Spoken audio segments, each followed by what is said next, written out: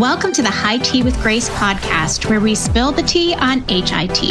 Today, I'm honored to welcome Dr. Acacia Parks, CEO of Liquid Amber Consulting and advisor at Lindus Health and other pharma-focused companies. She is a baller boss woman, which is something that we just said, and I can't wait for you to learn from her. Thanks for joining us, Acacia. Thank you for having me. I'm so excited to be here. So let's dive right in. You are all over the place when it comes to pharma, and you work with all of the top names in the industry. So I just want you to tell me a little bit about the career path that brought you to your advisory role at Lindus Health and other major companies today. Yeah, I think it all starts with the fact that I really believe in digital health as an approach. I'm a person living in a rural area with various health conditions. I get migraines, I have bipolar disorder. I was obese for a long time, though we could get into GLP-1s in a whole other conversation maybe.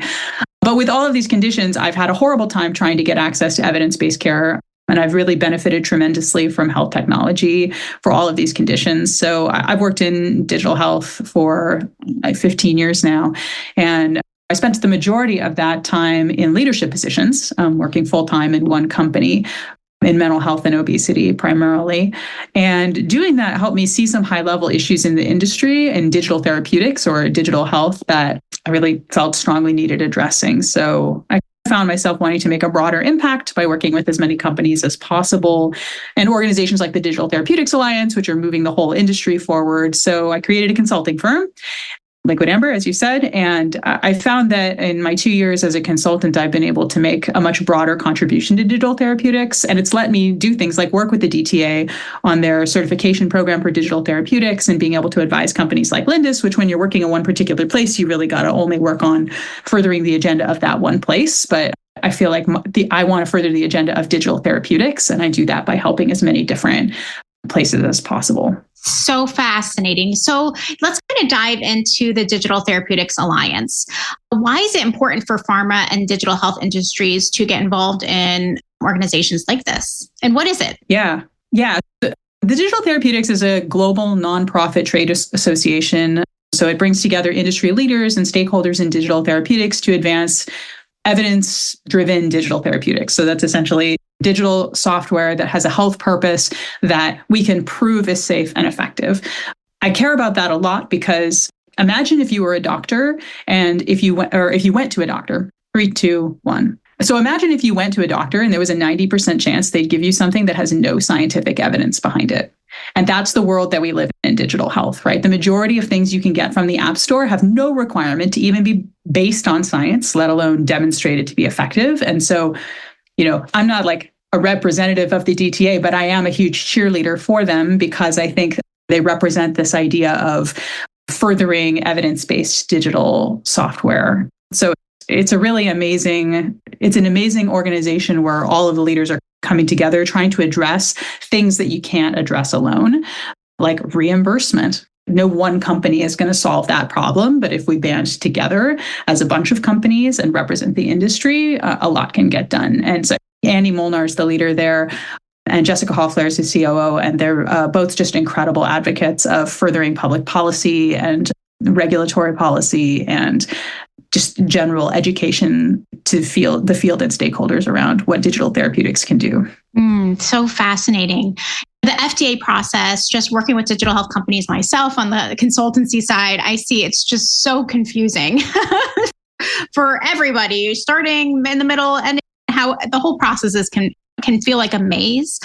What advice would you give companies that are starting on the journey of navigating FDA approvals for digital therapeutics? And does being involved in the DTA and supporting some of their efforts have anything to do with that? Or where do they start? Yeah, so I think my biggest piece of advice is to talk to FDA.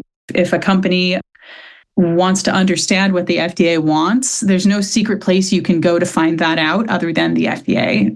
And companies like to avoid communication because they're afraid it's going to put them at risk or hurt them somehow. But FDA has all of these processes in place to facilitate dialogue with them, and it's important to use those processes. The DTA also, I think, does a lot of work to demystify that for its member companies.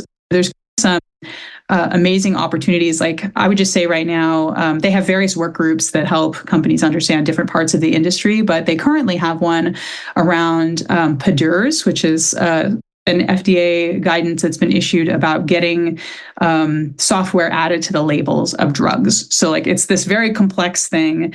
And one of the leading experts in this topic is Marty Colliat at Eversana, and he works with DTA in this company.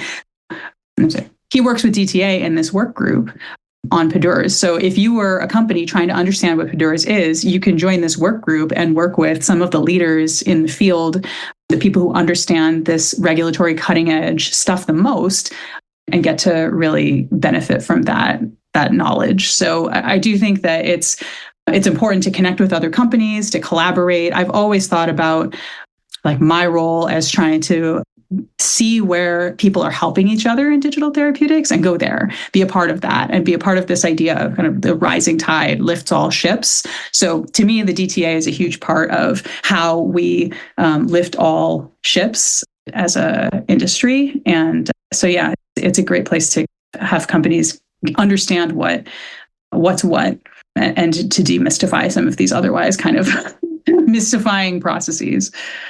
So what do you define as digital therapeutics? There's a lot of definitions out there. What is something that you feel what is your definition of it? And what do you wish others knew about it? What are some misconceptions about digital therapeutics that you wish more companies, pharma understood when it came to innovation and then just regulatory understanding? Yeah, I've had to think about a lot of this lately because one of the many things that I'm doing these days is working with the Digital Therapeutics Alliance on their certification program for a DTX. So it's essentially companies being able to go through this program and say, we're officially a digital therapeutic because we've been through the certification program. So I've had to think a lot about what that means and what goes into that. And to me, one of the really core features of a digital therapeutic is that there is data to show that it's safe and effective. So unlike if we talked about the 90% of digital health solutions that don't have to prove that they're safe or effective, could be anything, could be doing something evidence-based, who knows? The difference between a digital therapeutic and a digital health solution is just huge. And I think that it's easy to just be like, oh, this looks official. There's an app in the store. Like it probably is going to help me, right? But the distinction of being a digital therapeutic is to have this official, we've taken the time to really show that this works. It's like the difference between a supplement or maybe an alternative medicine approach, which may work, but may not work, right? They're not required to show evidence that they work, versus a drug with FDA approval, which has had to go through the ringer, right? Drugs have to go through a lot for approval. So do medical devices, and some digital therapeutics are medical devices, but what holds them all together is that they've submitted to a relatively rigorous looking inward and really testing that this is something that's going to help people. That makes sense. And I think it is very different than folks think about. You can't just go to an app and think that it's going to fix your depression, right? Lots of apps promise that they will, but yeah. It does. And so in this space and in this industry, when companies are looking to become a digital therapeutic company, say they do eventually get the FDA approval, what have been some of the challenges that they're facing in terms of reimbursements, and where do you hope the industry makes a change there so that digital therapeutics can be more widely adopted? Yeah, I think how are digital therapeutics going to get paid for is one of the hugest challenges that we've been dealing with for years now.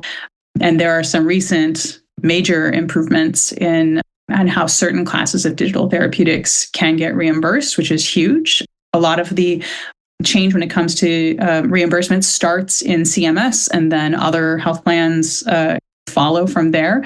And so we're starting to see some movement, but it's not a done deal at all. And it's tricky because a lot of digital health is self-pay. People just pay out of pocket. And in some areas, to go back to GLP-1s for 1 second, people are paying hundreds of dollars a month to get a GLP-1 mailed to them out of pocket because they want it. But there are a lot of areas of health where people are not willing to pay out of pocket. Mental health is a really great one, where people seem to expect in general that either their employer or their insurance plan is going to cover something for mental health, and they're not going to pay for it out of pocket. So getting these things into the hands of people, reimbursement becomes really central. But there are other barriers as well. Regulatory clearance remains something that's really tough to get. And part of why I got really first of all, I spend a lot of time helping companies get regulatory clearance. I believe in the process. I think it's really important. I think the FDA does a lot of work to help foster innovation as much as they can, given the constraints that they have. But one thing that I think is so cool about the DTA's certification program, that it's in public comment now. We designed the criteria, it's in public comment, and then next year we're going to start actually running programs through it. Something that's so great about that is that it's something between getting FDA clearance and the Wild West of digital health, where it may or may not work, who knows? So it's something in between where the companies that will have that distinction can have this rubber stamp of, yes, they've demonstrated they're safe and effective in a way that is more meaningful than maybe the sort of general marketplace of digital health. So it's potentially a waypoint to regulatory clearance or another way of viewing the evidence on a product. I think that's so important, though, because there's so many, as we said, products out there, and consumers need some way to tell that this one's worth my time, this one's worth my money. So the certification program is live now then, and folks are starting to apply for that, or is that something that it's coming soon? Starting? Right? Okay. So we had a committee together with a group called Direct Trust that, a known name in certification programs. And so they guided us through this process of developing the criteria. Lots of stakeholders from different digital therapeutics companies played a role in that. And then Jessica Hoffler from the Digital Therapeutics Alliance was my main partner. So we developed these criteria, and now they're posted publicly for a comment period, meaning anybody can look at them and leave comments and suggestions. And then once we've implemented those suggestions or address them in one way or another, then I think early next year it's planned to launch. So it's pretty exciting. That's very exciting. And then it can give companies that first step before they start talking to the FDA or start really working towards the FDA approval. What do you feel the best timeline is for folks now with this new certification program and then working towards FDA approval? Do you think that they should be doing it in parallel? What is your advice as an FDA liaison and then someone who's also involved in the DTA?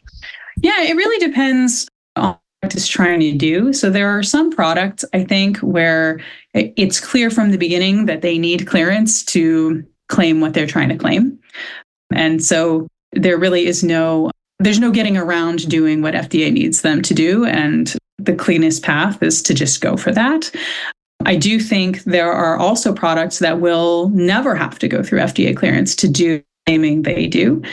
There are certain kind of areas of things that you can claim that just don't reach the level that FDA will regulate it.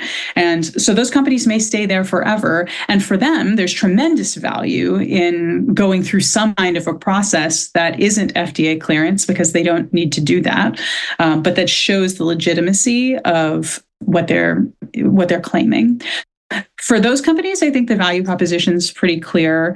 And then companies, I see a lot of this actually, that are playing in the sort of wellness digital health space now and gathering data, but someday they may go for clearance, and that this kind of certification might be a valuable step on the way there, where you have some data and things are looking good, but it might not be the exact data that FDA wants or needs to see. It might be not quite enough data. Perhaps you don't have data that show that it generalizes to everybody in the average US population, right? You might have it in a more homogeneous sample, right? There are all kinds of reasons why people might not quite meet the FDA criteria yet, but might be on their way there. So I can imagine it being a part of any digital therapeutics product journey, but depending on the sort of regulatory destiny of that product, it might be earlier or it might be the destination itself. So interesting.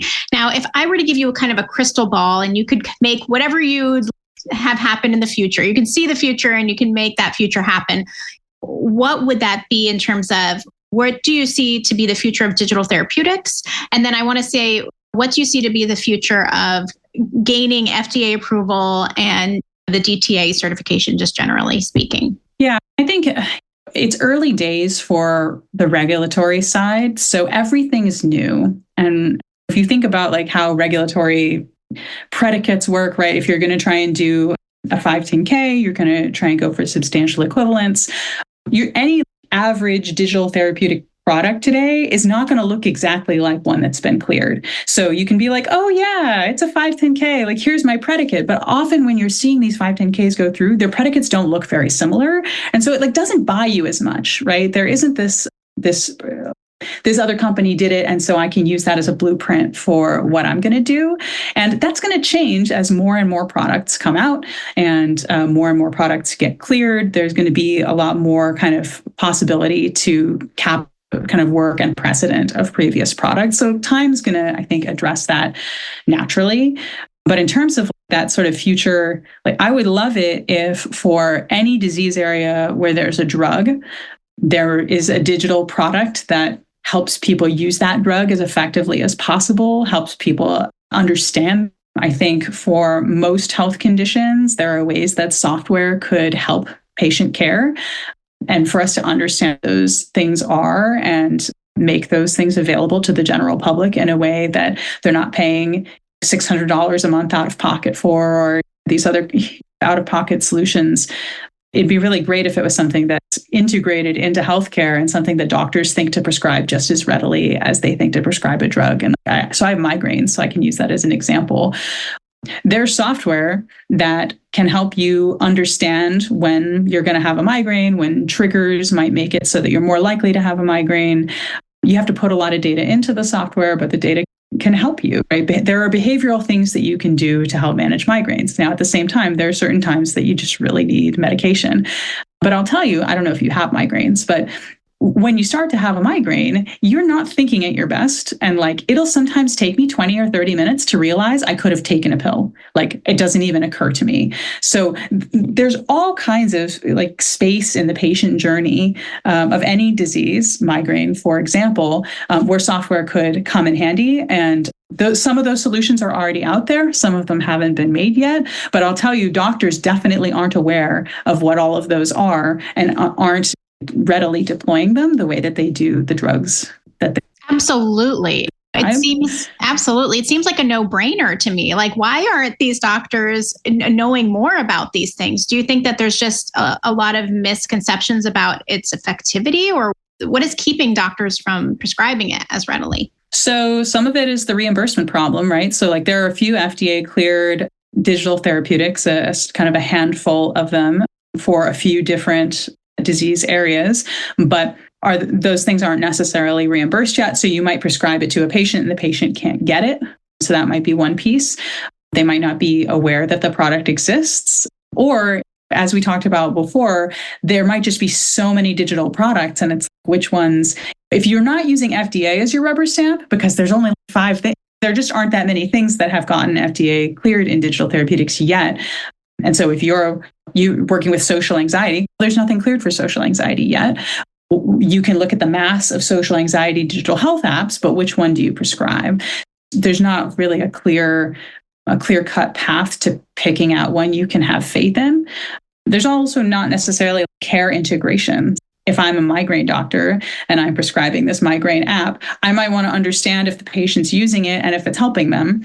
But that's a whole other step that I think is next generation digital therapeutics, giving doctors the data they want, not the data they don't want, right? Because they have plenty of other things to worry about. And so we don't want to give them data they don't want, but really understanding the role that digital products could play in a doctor's practice, and then designing them not only towards what the patient needs, but towards what it would take for the doctor to prescribe it and find it useful. Such good stuff. Thank you so much, Dr. Acacia. So our listeners also want to get to know you as a leader. We appreciate learning from you, but we also want to learn from you about what are things that you do to work your best and make a difference and stay at the top of your game. You're a busy professional, but you're also a human being.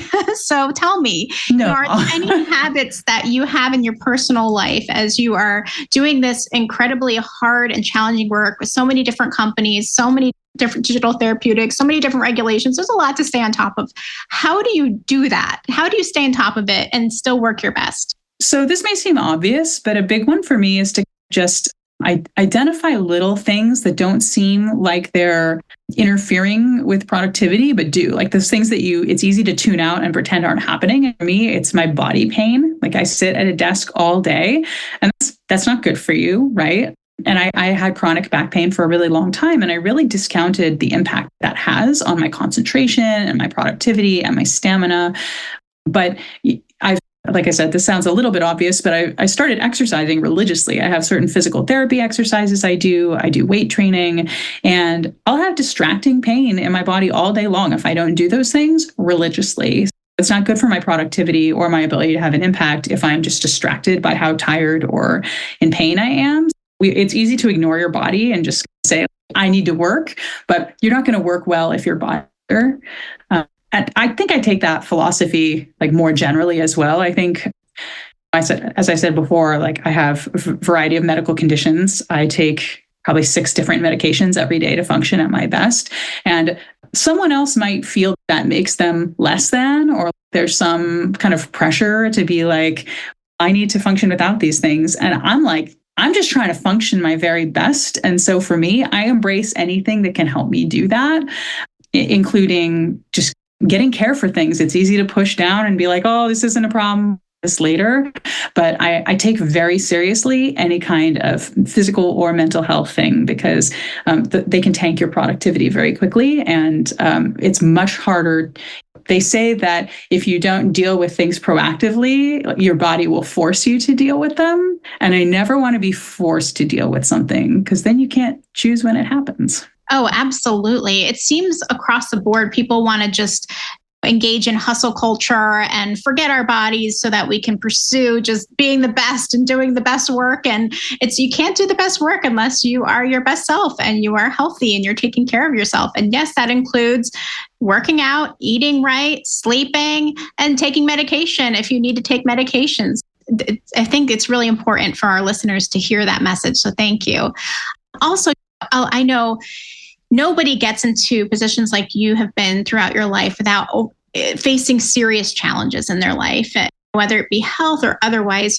What are tips that you would give to our listeners about what they can do when challenges come their way to help them like work through it and move through it and find purpose through their pain? Yeah. So first of all, I can't say challenges don't get to me. It's not like you reach a point in your career where you're impervious to frustration or you never get demoralized.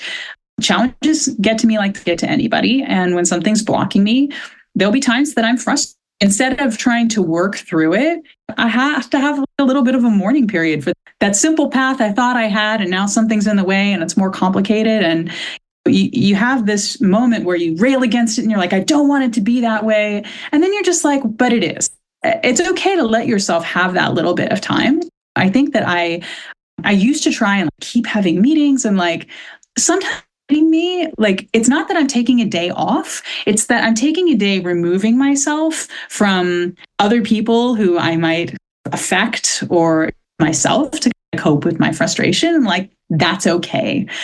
What can be really bad is trying to, just like the pain thing, just trying to keep going and pretend that it's not happening. Messages your body's trying to send you about something. And so if you're just like pressing the snooze button, what happens in 5 minutes? Like, it's just going to ring again. So you have to actually turn the alarm clock off, which is a more complicated process. And for me, can involve like a day of reflection with a frustration. And I call it mourning, and it is. You had this idea in your mind of like things were going to go this way and they're going a different way, and to just accept that and then move on and kick ass. But I can't get to the ass kicking without the mourning part. And I still do that today. So powerful. And you're just so right on so many levels. So I'm wondering, do you have any advice that you can give for women looking to get into a role similar to the one that you have now? What are things that you did that you think that you did well that got you to where you are? You can, but I'm going to say it anyway. The gender gap in pay is still very real, and you're probably being underpaid. If you're a woman in this industry or any industry, you are probably being underpaid. And you can tell the amount of money you should be earning because it will probably seem uncomfortably high to you. We have so been conditioned to accept less. So my biggest advice is not to be afraid to ask people what they're getting paid, because many people will tell you, And the only way you're going to find out if there's a disparity is if you have data. And the reason that that's important is because if you don't command a certain level of compensation for yourself, people don't take you seriously. If you're not asking for enough, you fail to command the right amount of respect. So, and plus, it's just effed up, right? So my biggest piece of advice and that I've learned over the years is I've been asking people what they get paid for over 10 years and just collecting data about what people do in different areas, what they're doing and what they're getting paid. And many women are getting underpaid. I was getting underpaid for quite some time. And I eventually came across the data that showed me that. And it's super uncomfortable to me, even still today. The level of pay that I now command, I'm still not comfortable with it. And that's how I know it's the right amount and not the underpaid amount. Snaps to that. Snaps. Girls, look into this. Women, we are leaders in this space. We deserve to be compensated appropriately.